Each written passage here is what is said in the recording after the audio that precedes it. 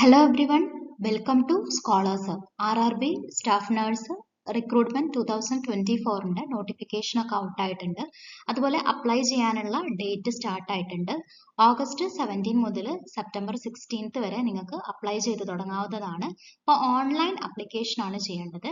ഏകദേശം ഒരു 713 പോസ്റ്റോളം ഇപ്പോൾ പുറത്ത് വിട്ടിട്ടുണ്ട് വേക്കൻസി ആയിട്ട്. സാലറി നമ്മൾ പറയുന്നത് 75,000 അല്ലെങ്കിൽ 7th പേ സ്കെയിലാണ് സാലറി വരുന്നത്.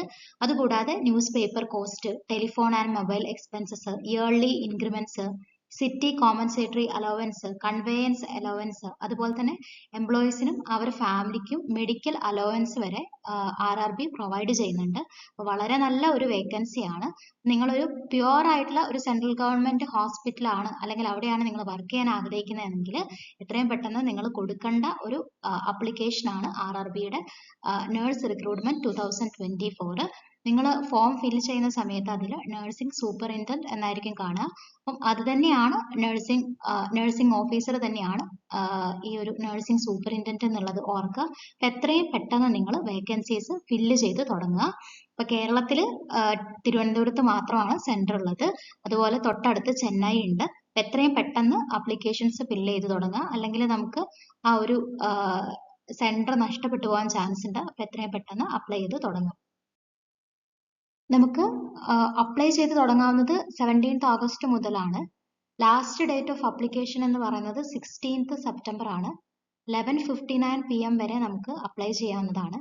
അപ്പം എന്തെങ്കിലും എഡിറ്റ് ചെയ്യാനുണ്ടെങ്കിൽ, കറക്ഷൻസ് ഒക്കെ ഉണ്ടെങ്കിൽ 26th സെപ്റ്റംബർ വരെ നമുക്ക് ഫോം കറക്ഷൻസ് കാര്യങ്ങൾ ചെയ്യാം.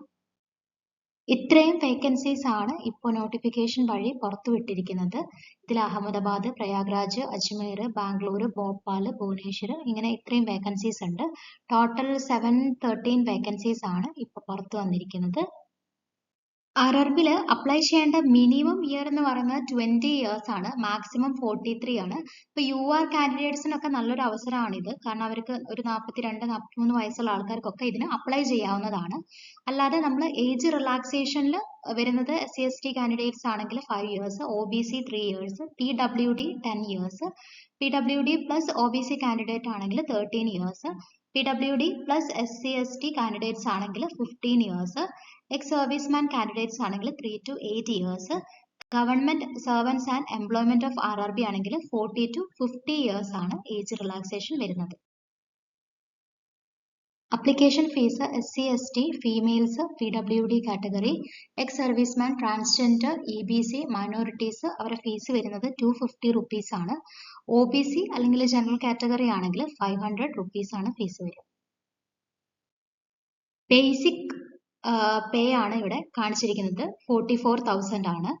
എംപ്ലോയീസിന് DA, HRA, transport allowance, additional perks, benefits എല്ലാം കൂടെ ഇൻക്ലൂഡഡ് ആയിട്ട് അറൌണ്ട് 75,000 അല്ലെങ്കിൽ 7th പേ സ്കെയിൽ ആണ് RRB നഴ്സിംഗ് ഓഫീസറുടെ സാലറി എന്ന് പറയുന്നത്. മെയിൻ ആയിട്ടും കമ്പ്യൂട്ടർ ബേസ്ഡ് ടെസ്റ്റ് CBTയിലാണ് എക്സാം കാണുക. അത് കഴിഞ്ഞിട്ട് ഡോക്യുമെന്റ് വെരിഫിക്കേഷൻസ് ഉണ്ടായിരിക്കും. അപ്പം എക്സാമിന് മൊത്തം 100 മാർക്സിന്റെ ക്വസ്റ്റ്യൻസ് ആണ് കാണുക. അതിൽ ഓരോ ക്വസ്റ്റ്യൻസിന്റെയും ആൻസേഴ്സിന് 1 മാർക്ക് വെച്ചിട്ടാണ് ഉണ്ടാവുക. ഓരോ റോങ് ആൻസേഴ്സിനും 1/3 മാർക്ക് വെച്ചിട്ട് ഡിഡക്ഷൻസ് കാണും. 100 ഒബ്ജക്റ്റീവ് ടൈപ്സ് ക്വസ്റ്റ്യൻസ് ആണ് ടോട്ടൽ കാണുന്നത്. നമ്മൾ അപ്ലൈ ചെയ്യാൻ വേണ്ടിയിട്ട് RRBയുടെ സൈറ്റിലാണ് നമ്മൾ പോകേണ്ടത്. RRBയുടെ സൈറ്റിൽ പോയിട്ട് നമ്മൾ അപ്ലൈ ചെയ്യേണ്ടതാണ്. അതിൽ RRB നഴ്സിംഗ് ഓഫീസർ 2024 എന്ന് പറയുന്ന ഒരു ചെറിയ ലിങ്ക് കാണും. അതിൽ നമ്മൾ ക്ലിക്ക് ചെയ്ത് കഴിഞ്ഞിട്ടുണ്ടെങ്കിൽ ആ ഒരു പേജിൽ നമ്മൾ education qualifications, name, contact details, date of birth fill ചെയ്യുക. അതുപോലെ തന്നെ നമ്മളെ ഫോട്ടോഗ്രാഫ്, സിഗ്നേച്ചർ അതിൻ്റെ എല്ലാം ഇമേജ് ആവശ്യമാണ്. അത് സ്കാൻ ചെയ്തിട്ട് ആ ഒരു എസെൻഷ്യൽ ഡോക്യുമെന്റ്സിൽ നമ്മൾ ഫില്ല് ചെയ്ത് കൊടുക്കേണ്ടതാണ്. അതുപോലെ തന്നെ നമുക്ക് ഒരു ഓൺലൈൻ പേയ്മെന്റ് ചെയ്യാനുണ്ട്. അപ്പം ഇതെല്ലാം കഴിഞ്ഞതിന് ശേഷം നമ്മൾ അവസാനം സബ്മിറ്റ് ഓപ്ഷൻ കൊടുക്കുകയാണ് വേണ്ടത്. മെയിൻ ആയിട്ട് നമ്മൾ എക്സാമിന് ടോട്ടൽ മാർക്ക് 100 മാർക്സ് ആണ്. അതിൽ പ്രൊഫഷണൽ എബിലിറ്റി അല്ലെങ്കിൽ നമ്മളെ നഴ്സിംഗ് റിലേറ്റഡ് ഒരു 70% ക്വസ്റ്റ്യൻസ് അല്ലെങ്കിൽ ഒരു 70 ക്വസ്റ്റ്യൻസ് നഴ്സിംഗ് റിലേറ്റഡ് ആണ് വരിക. ജനറൽ അവയർനെസിന്റെ ഭാഗത്തു നിന്ന് 10 questions, general arithmetic, general intelligence, reasoning 10 marks, general science 10 marks, total 100 ആണ് കാണുക. അപ്പം നഴ്സിംഗ് പ്രൊഫഷന് നമുക്ക് 70 മാർക്സ് ആണ് കാണുന്നത്. നഴ്സിംഗ് സബ്ജക്ട്സിൽ നമ്മൾ എല്ലാ സബ്ജക്ട്സും ഇൻക്ലൂഡ് ആണ്. Microbiology, biochemistry, mental health, anatomy, health education, hospital and clinical pharmacy, fundamentals of nursing, എൻവയോൺമെന്റൽ hygiene, community health nursing, toxicology, surgical nursing, chemistry, nursing management, drug store management, computers in nursing, human anatomy, physiology, psychology, ഈ സബ്ജക്ട്സുകളെല്ലാം included ആണ്.